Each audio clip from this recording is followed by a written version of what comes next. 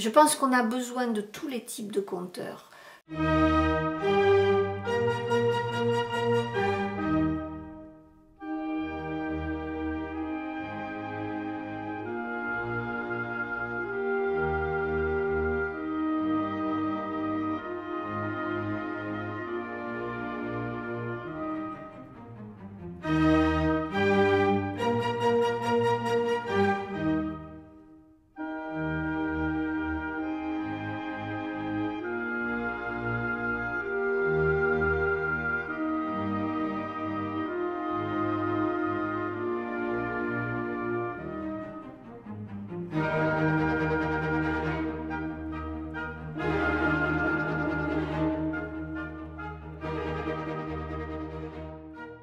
Ça, c'est classé un peu à la bibliothécaire, mais pas totalement. Il y a à la fois des nouvelles, contes, comment dire, plus littéraires. Après, c'est classé aussi par continent.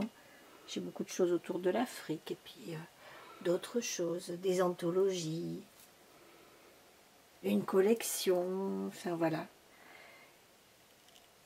Il y en a, il y en a, il y en a, j'en accumule. Mais ils me servent tous à un moment ou à un autre. Oui, c'est pas pour décorer. Non, non, non, non. Et je sais exactement à quel endroit chacun est placé. Sinon, de toute façon, c'est pas compliqué, je le perds. Ah oui. On a chacun à un moment ou à un autre des choix de voix, VOIE, qui nous sont plus ou moins faciles à suivre. Et puis il y a des choix de cœur et puis de, comment on pourrait dire ça, d'évidence. Et toi, il semblerait que de l'autre côté de la mer, un pays, ou plus qu'un pays, un continent te tendait les bras. Hein, c'est la relation avec le Burkina Faso. En fait, depuis le début, j'avais toujours été fascinée par le continent africain. On y avait eu un rendez-vous raté. Manfay Aubin, à une époque, nous avait invités à venir, moi et ma famille, pour participer au festival qu'il organisait. On n'avait pas pu. Et puis un jour, Djihad Darwish arrive et il avait une magnifique invitation qui était de venir au festival Yélène, donc qu'il organisait avec Hassan Kassi Kouyaté,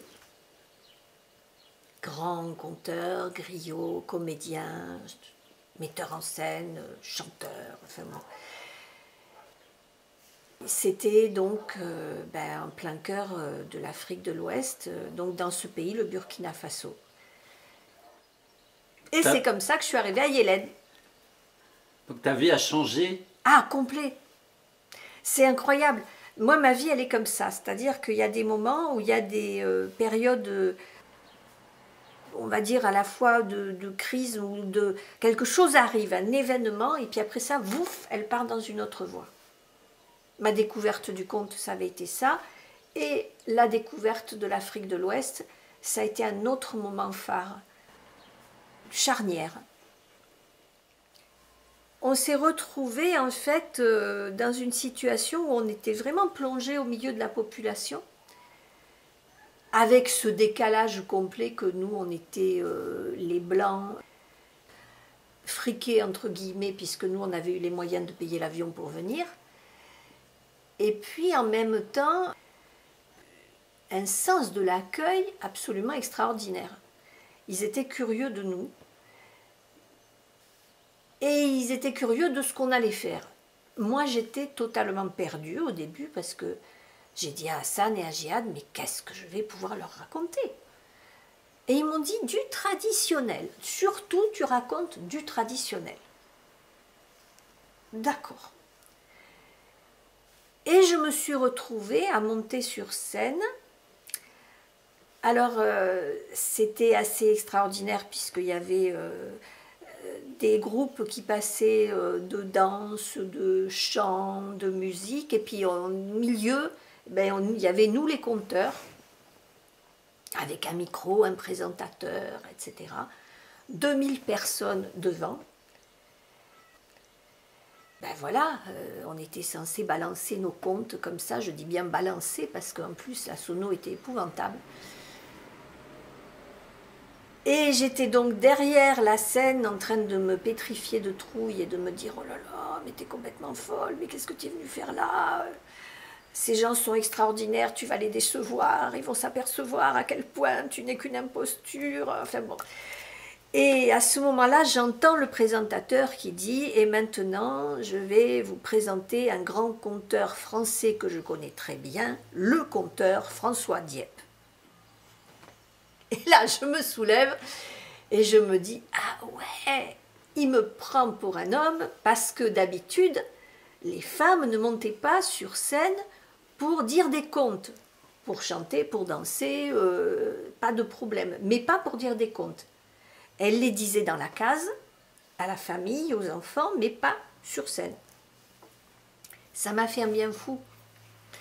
Du coup, je me suis mise à éclater de rire.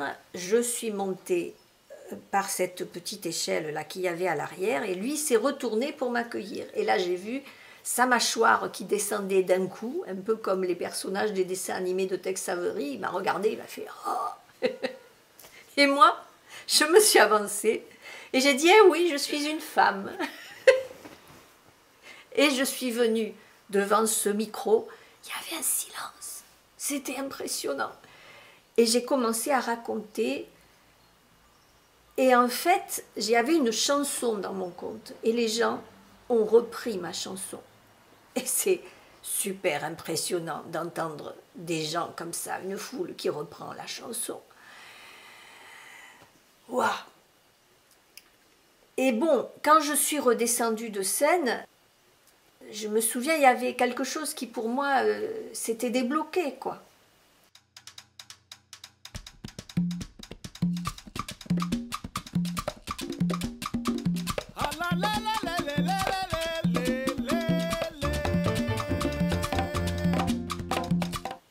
Ensuite, les gens m'arrêtaient dans la rue le lendemain et me disaient « Allez, la Blanche, c'était quoi ta chanson déjà ?» Et on chantait dans la rue. Et le plus extraordinaire, c'est que j'ai raconté un conte, une histoire d'enfants perdus dans une forêt, menacés par quelqu'un qui veut les dévorer. Donc, thème très classique s'il en est. Et à la sortie, une jeune fille que je connaissais puisqu'elle faisait partie des organisateurs du festival vient me voir et me dit « On le connaît ton conte ?» Je dis « Ah ouais ?» Elle me dit « Ouais, mais tu sais, chez nous, on n'a pas besoin d'une femme pour faire traverser les enfants, pour les sauver, là. Nous, on appelle le génie de la rivière. » Ah, je dis « Ben oui. » Et là, on a commencé à parler. Eux, ils sont dans une culture animiste, qu'ils soient musulmans, catholiques, etc., n'importe quelle religion. En tout cas, au départ, ils sont animistes. Donc, tout ce qui les entoure a une âme. Et puis, ben, moi, j'arrivais avec ma bonne vieille culture catholique, occidentale, etc. Mais n'empêche que le fond était le même et qu'on avait moyen de se rencontrer. Et là, je me suis dit, voilà, je sais pourquoi j'ai vraiment envie de raconter. J'ai envie de raconter pour rencontrer. Parce que c'est magnifique. Après ça, on a pu parler de nos différences. Et c'est comme ça, ben, finalement, qu'on apprend à connaître l'autre. Quand je suis revenue, je me souviens, on avait le sentiment tous qu'on avait une espèce de petite fenêtre qui s'était ouverte par là, hein, dans le cœur, un supplément, là, et que ça ne serait plus jamais pareil. Et du coup, on y retournait là-bas. On y retournait bien des fois, et puis je me suis retrouvée ensuite faire de la collecte de contes, grâce à un jeune homme qui s'appelle François-Moïse Bamba, que j'avais rencontré la première année, et qui justement avait raconté un conte qui lui venait de son papa. Et je me souviens qu'au milieu de tous les contes sortis de bouquins, justement, celui-là, il était mais saisissant de vie. Et j'avais été le voir après, je lui avais dit, mais c'est fabuleux ce conte. Et il m'avait expliqué comment son papa leur racontait des contes, parce qu'en fait, il était beaucoup plus âgé que sa mère. Et du coup, pour arriver à maîtriser ses enfants, il leur disait, si vous êtes sages, je vous raconterai un conte. Et ça marchait. Et là, il me dit, ben oui, je ne pensais pas que ça serait intéressant, parce que quand même, ce qu'il y a dans les livres, c'est beaucoup mieux. Je dis, non, non, non, c'est ce qui te vient de toi, du plus loin, ce que tu as reçu, tout ton univers qui est intéressant. Et donc, il me dit, mais il faut peut-être les recueillir. Ben, je dis, ben oui, je passe les étapes, mais en tout cas, effectivement, on a trouvé un éditeur intéressé. On a sorti une collection d'albums. Je précise que cette illustratrice n'a jamais été en Afrique. Elle a donné son interprétation dans ces tons de rouge. Et elle est extrêmement juste au niveau de tout ce qui est dit par l'image. Et puis, je suis venue dans son village, le village d'où est originaire sa famille. Et là, j'ai fait une collecte donc auprès des gens du village.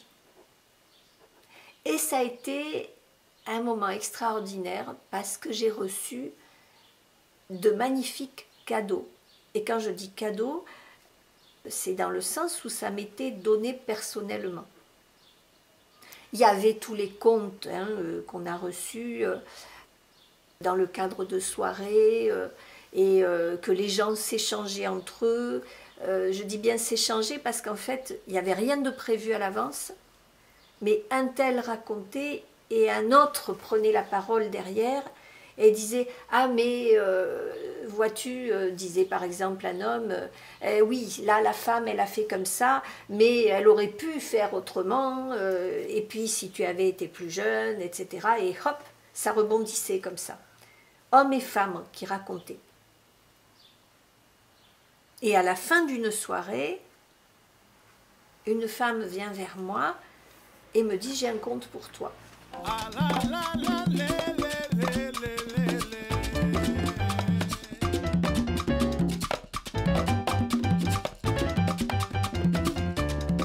Et le fait que tu sois une femme faisait que les femmes avaient confiance en toi? Ah, complètement. C'est très net, ça. Alors, j'étais quelqu'un d'étrange pour elle. Parce que je suis venue toute seule, sans homme pour m'accompagner, que j'étais souvent en compagnie des hommes. Donc, j'étais nettement une étrangère. Mais quand même, j'étais une femme. Elle savait que j'étais une maman puisque j'avais apporté les photos de mes enfants et je les leur avais montrées.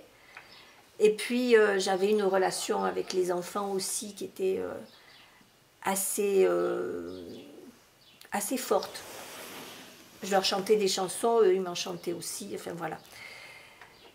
Et puis on avait une relation, oui, de confiance. J'ai participé à certains travaux, des épluchages, j'ai égrené le maïs, enfin voilà.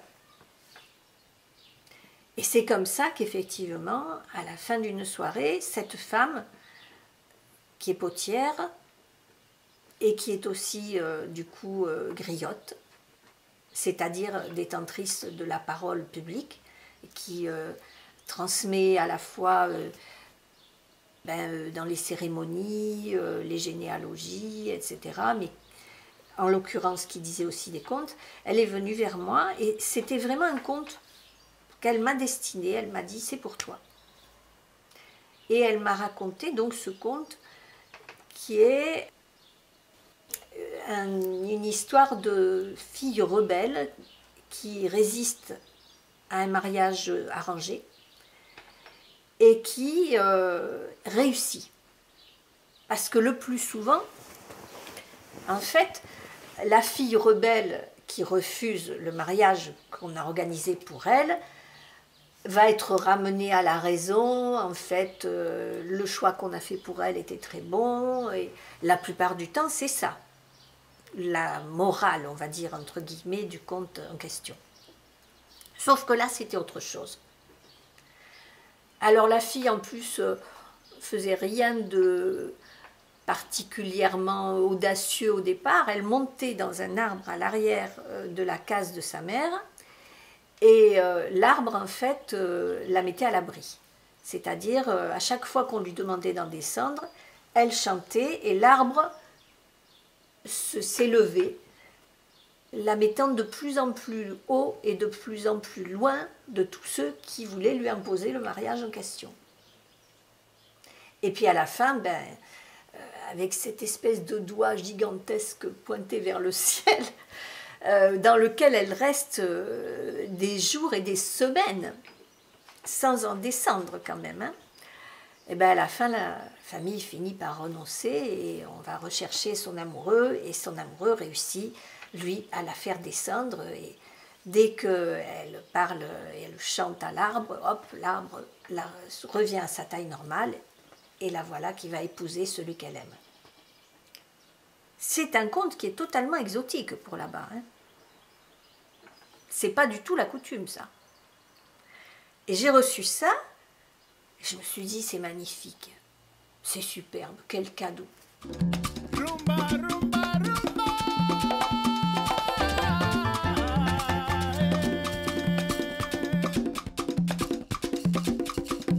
Ça, c'est le livre fait à partir de la collecte effectuée dans le village de Wolonkoto dont je parlais tout à l'heure, où il y a le cadeau de cette femme. Et c'est très drôle parce que l'illustration est quand même assez atypique. Je ne sais pas si ça se voit bien, ce zèbre avec des jambes humaines. En fait, quand j'en ai parlé à l'éditrice, donc Galina des éditions Flash France, je venais de sortir un livre avec Hassan Moussa, un conte du Burkina. Hassan Moussa est soudanais, vit en France depuis très longtemps, dans notre région, dans le Gard.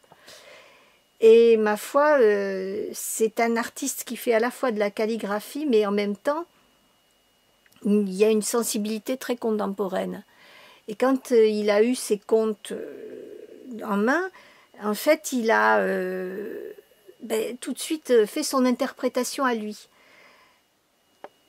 Il a mélangé de la langue des signes, de l'illustration qui est vraiment illustrative, on va dire, et puis en même temps, on a des lettres, des images fantastiques où les animaux sont des représentations humaines, en fait.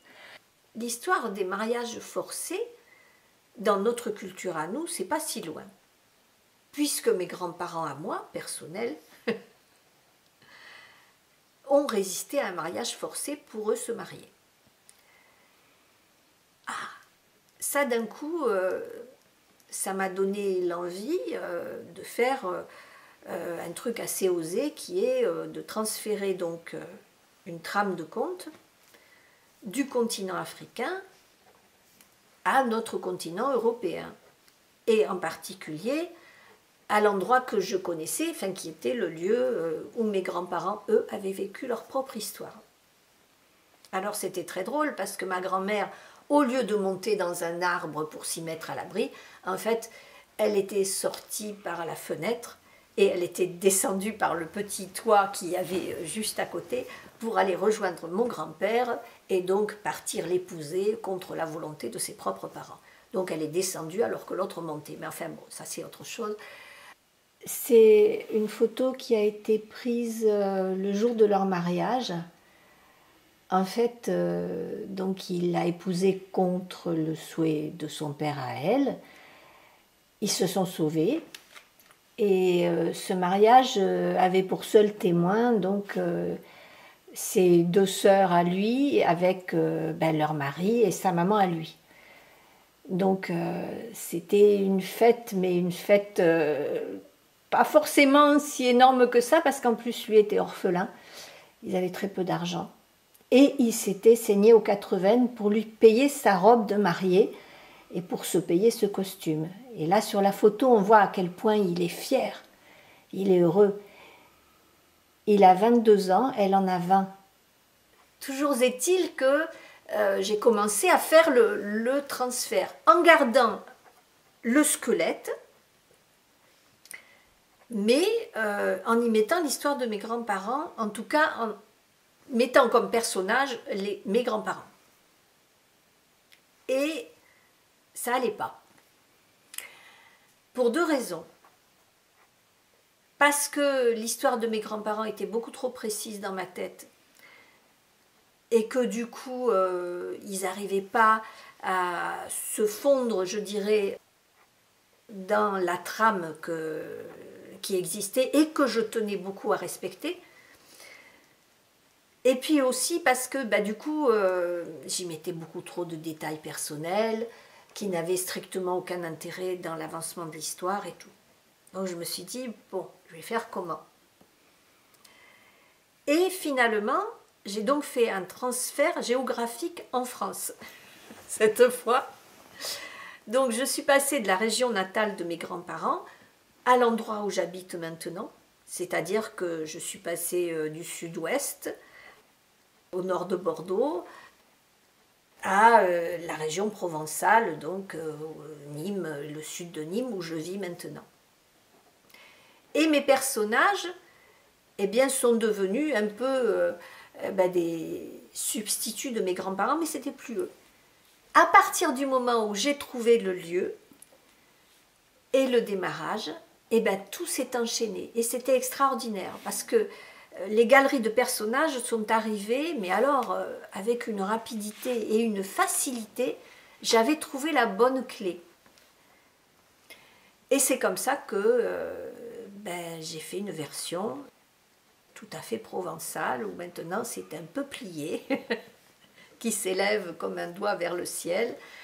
Elle est réfugiée dans un nid de pie tout près du sommet, et ça n'est plus un palmier rogné comme dans l'histoire d'origine. Le conteur, il transmet et il transmute. Il transmet quelque chose qui n'est pas à lui au départ, mais qui passe par lui, et qui va ensuite pouvoir appartenir à tous ceux qui sont en face. Et c'est très drôle, parce que quand je l'ai raconté, des gens m'ont dit « Oh, quel beau conte provençal !» Et alors, est-ce que cette dame a entendu ta version? Alors, ce que j'ai fait, c'est qu'en fait, j'ai effectivement pu aller retrouver cette dame et lui expliquer ce que j'avais fait. Je ne lui ai pas raconté tel que, mais je lui ai expliqué. Elle m'a dit « C'est bien, c'est bien ».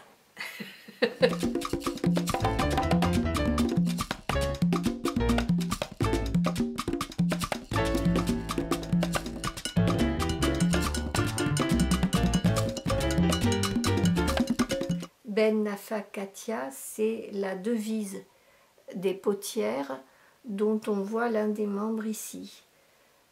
Elles habitent dans le village du Burkina Faso où j'ai fait la collecte de contes. Et les voilà toutes.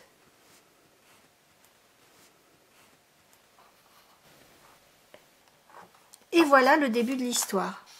On a résumé en une semaine et on a fait 3 niveaux de lecture. Elles sont pour la plupart illettrées. Donc, pour qu'elles puissent se voir, il y a ici une sorte de bande dessinée en images. Ça, c'est une bande photographique, quoi. Au milieu, il y a des éléments, soit des outils, soit des personnages. Et en bas, la description avec des mots. Tout est fait comme ça, de façon à ce qu'il puisse y avoir plusieurs entrées dans le livre. C'est parce que je cherchais un brûle-encens que j'ai trouvé le quartier où ces femmes habitaient et que nous nous sommes rencontrés. Donc voici la cause de notre rencontre.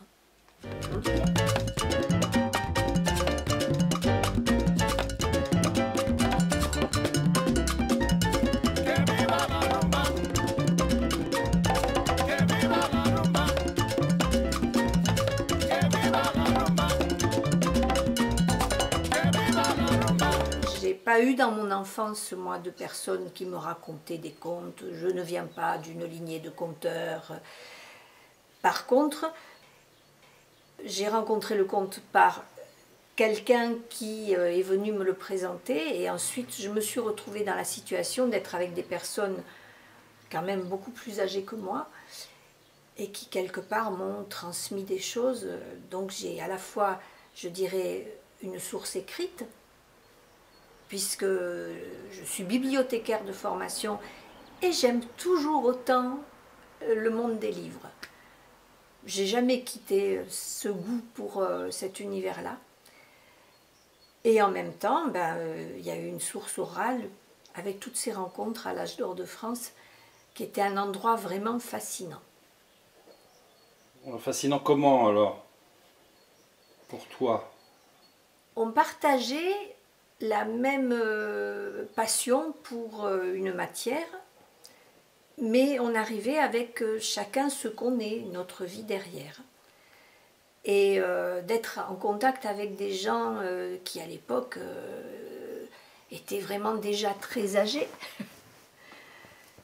et qui avaient un humour, une pêche, qui pour moi contrastait totalement avec d'autres gens que je connaissais qui étaient plutôt des fatigués de la vie, on va dire. Et là, j'avais l'impression d'avoir devant moi des gens d'une vivacité, d'une pétillance, c'était fabuleux. Et ça m'a donné envie, pas seulement eux, mais en plus la façon dont ils parlaient de ces contes et ce lien que ça créait entre nous. Et cet éclairage sur la vie.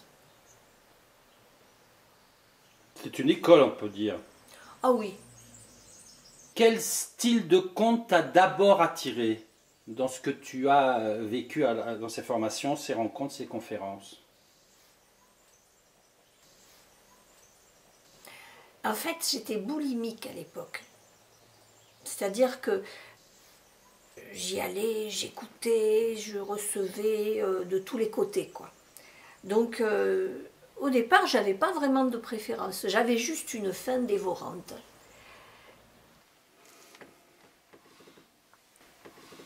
C'est un album qui a été fait d'après une histoire que j'ai reçue d'une conteuse qui s'appelait Paul Gasser.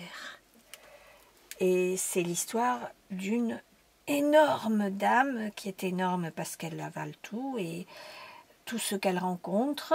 Et voilà, il y a toute l'histoire qui va se dérouler au fil des pages jusqu'à la fin assez explosive, on va dire comme ça. Et tu dirais que c'était une nourriture? Ah, complètement.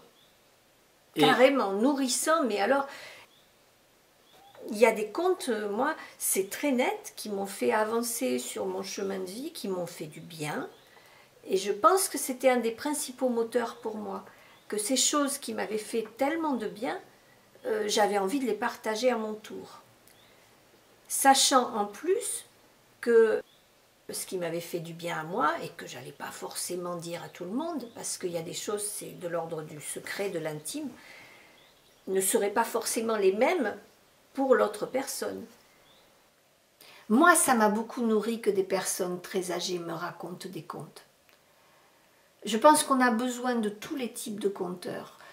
Ceux qui sont plus comédiens, ceux qui sont plus collectionneurs, ceux qui sont de simples transmetteurs exacts de choses qu'on leur a dites, mais on a aussi besoin d'avoir des gens qui continuent à raconter des choses qu'ils connaissent tout à fait bien, dont ils ont fait le tour, mais qui continuent à vivre en eux.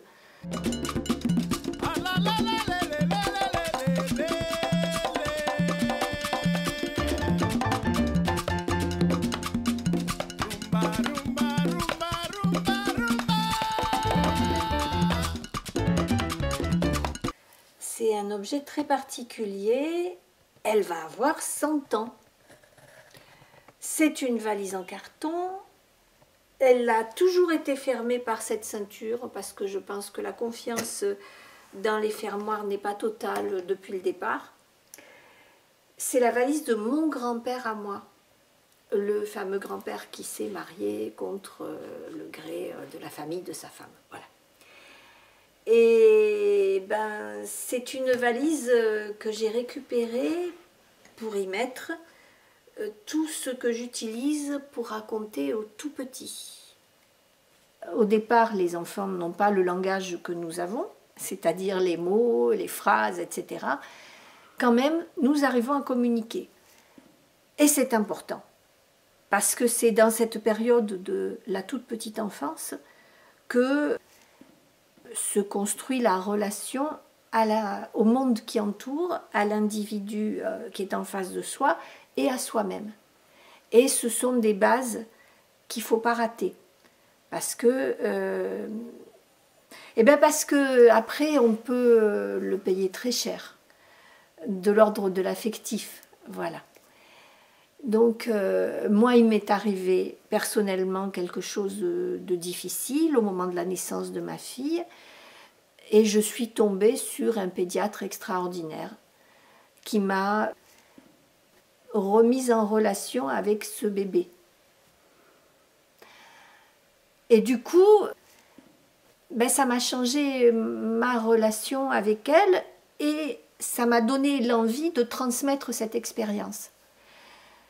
Parce que je me suis dit, oh là là, quand j'ai vu ce qui a failli m'arriver, ce qui a failli nous arriver, et que j'ai vu d'autres jeunes parents autour de moi qui étaient à peu près aussi démunis que moi, je me suis dit, mais il faut le partager, ça. C'est important. Je dois dire que si j'ai commencé à raconter aux tout petits, c'est grâce à Annikis, qui fut ma première formatrice, et pas que pour raconter aux tout petits. Mais elle avait développé toute une façon de faire et toute une réflexion sur l'art du conte en général, mais sur l'art de conter aux tout petits en particulier. Et donc j'ai suivi une formation avec elle et Hélène Vermelin comme formatrice. Donc j'ai choisi des beaux tissus et fait en sorte aussi qu'il y ait à chaque fois une histoire par contenant, et que tout ne soit pas montré immédiatement, c'est-à-dire qu'on garde une surprise dans la surprise. Et c'est comme ça que j'ai commencé à m'intéresser à ce qu'on pouvait faire avec les tout-petits, qu'est-ce qu'on pouvait partager avec eux, et qu'est-ce qu'on pouvait non seulement leur transmettre à eux, mais aussi aux adultes, qui étaient leurs adultes référents, de façon à ce que la rencontre se fasse, la communication s'établisse.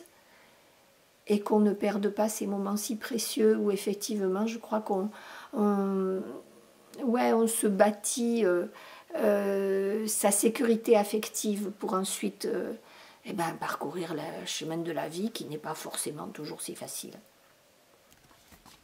Celui de Didier Jeunesse, alors ça c'est la première édition, parce que maintenant il est ressorti sous un autre titre qui s'appelle « C'est le loup et la soupe au pois ». Et c'est une version, en fait, de cette histoire qui s'appelle L'échelle de loup. Version d'un conte traditionnel. Et c'est le seul conte que j'avais reçu de façon orale par mon grand-père, mon fameux grand-père dont j'arrête pas de parler, en fait, et qui m'avait raconté ça, mais comme une histoire vraie. Et moi, mon grand-père disait quelque chose, je le croyais, bien sûr. Et c'est après que j'ai découvert que ça existait aussi ailleurs. Mais ma version à moi est toujours restée dans mon cœur à moi. Voilà.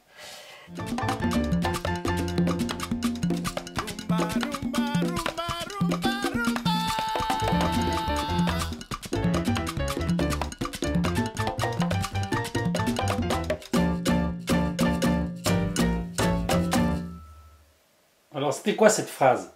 Dis-la. J'ai un souvenir très particulier parce que j'avais enfin réussi à passer ma peur et à raconter quelque chose. Et Gougo me regarde et puis me fait... La lumière ne sait pas qu'elle brille, elle en a dans le fond une mélancolie indéracinable. Moi, je suis restée pétrifiée, c'est une magnifique phrase de Jean Cocteau. Et il m'a juste donné ça. Je me suis dit que peut-être j'avais le droit. Et c'est après ça que je suis devenue professionnelle, pas tout de suite. Mais je crois qu'il m'a vraiment donné ce qu'il me fallait de confiance pour oser pour y aller.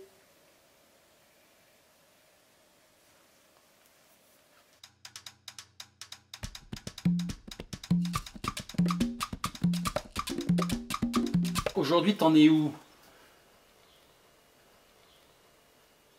Je continue à raconter des contes traditionnels tels qu'ils sont dans leur contexte, parce que je trouve ça toujours aussi passionnant, mais maintenant je travaille aussi sur des tissages de contes. Et ça m'intéresse, ça me passionne. C'est-à-dire à l'intérieur d'un grand conte récit, de mettre des contes aussi, mais qui vont s'intégrer. Je ne travaille pas toute seule. J'ai beaucoup travaillé toute seule au début, aussi en stage, mais pas de façon particulière dans un objectif précis. En fait, je travaille avec Jean-Claude Botton parce que son univers me plaît. J'aime cette humanité qu'il y a dans tout ce qu'il raconte. Et moi, j'aime les gens. Et quand il raconte, on le sent, ça. On sent l'humanité de chacun avec ses forces, ses faiblesses. Il y a une sensibilité, une finesse. Et j'avais envie qu'il, justement, il m'aide pour avancer dans cette histoire avec ce chemin-là. Le chemin de l'humain. Alors, qu'est-ce que ça veut dire tissage? C'est-à-dire que c'est, on comprend que c'est un conte différent ou ça devient un épisode de plus dans le même conte? En l'occurrence, sur ce que je suis en train de travailler en ce moment, il y a un conte qui est présenté comme un conte, et puis il y a 3 autres contes qui en fait sont inclus dans le parcours du personnage. Donc c'est une écriture. Mais ça reste son histoire à lui. C'est pas l'histoire de quelqu'un d'autre. Si?